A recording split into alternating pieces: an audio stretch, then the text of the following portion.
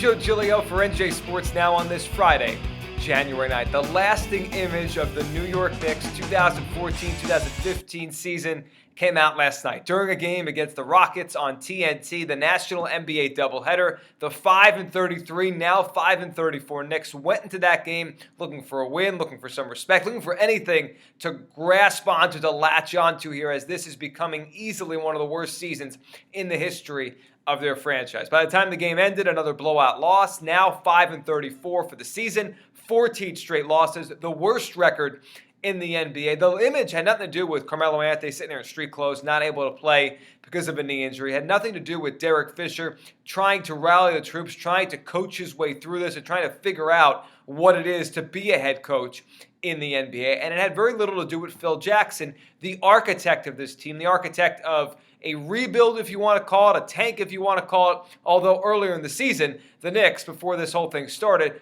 talked about becoming a playoff team this year. No, the lasting image that we will take out of the 5-34 Knicks season, and however it ends up, it spirals out of control and lands into a lottery spot for this organization. The lasting image will be the folks sitting there, the fans sitting there with paper bags on their heads, embarrassed to be Knicks fans, embarrassed to be at Madison Square Garden, and embarrassed to watch that product. But you know what? Knicks fans shouldn't be embarrassed today. Knicks fans shouldn't be embarrassed at the games.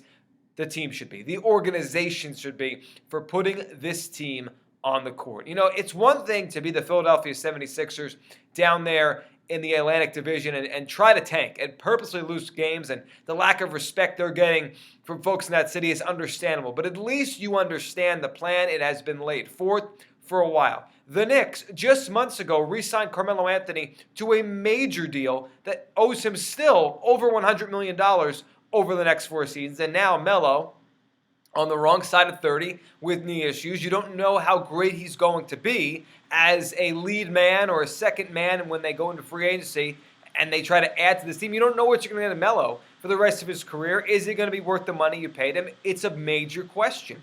And with the rest of this team, the Knicks entered this year with a couple of objectives. One, to change the culture. And to me, if anything, the culture has gotten worse since Jackson and Fisher have arrived than it was with Mike Woodson.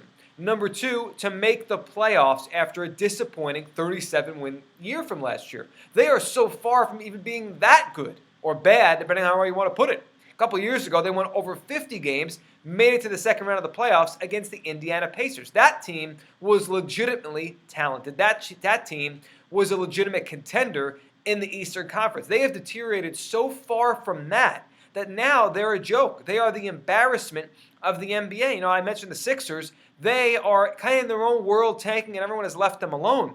But the Knicks now become the punchline of the NBA, and Phil Jackson should be embarrassed for this.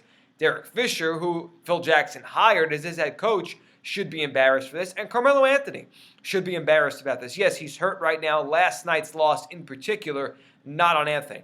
But you go through the annals of history in the NBA, and you could find me maybe a handful or less of great players whose teams were ever this bad in the prime of their careers or the middle of their careers. It's very rare to find a great player. And the Knicks, considering the money they gave Anthony, they believe he's a great player. It's very rare to find a player that can't carry a team towards respectability. And the Knicks right now are so far from respectability, it's a joke. And their fans the rest of the way will pay exorbitant money to go to watch these games at Madison Square Garden. I don't know why you would, but some fans will, and they'll pack that building for the rest of the season. And they can wear paper bags in their heads. They can walk out. They can call talk radio. They can hop on NJ.com and say how embarrassed they are to be a Knicks fan right now.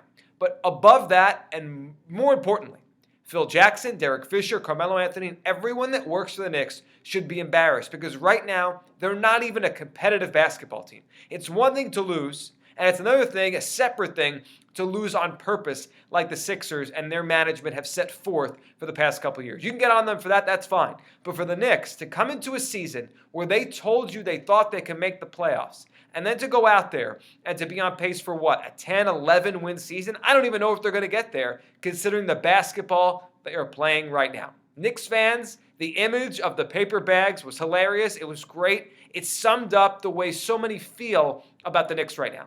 But right now, the Knicks, Phil Jackson, Fisher, Melo, and the whole lot of them, they should be the one wearing paper bags on their heads. I'm Joe Giglio for NJ Sports Now.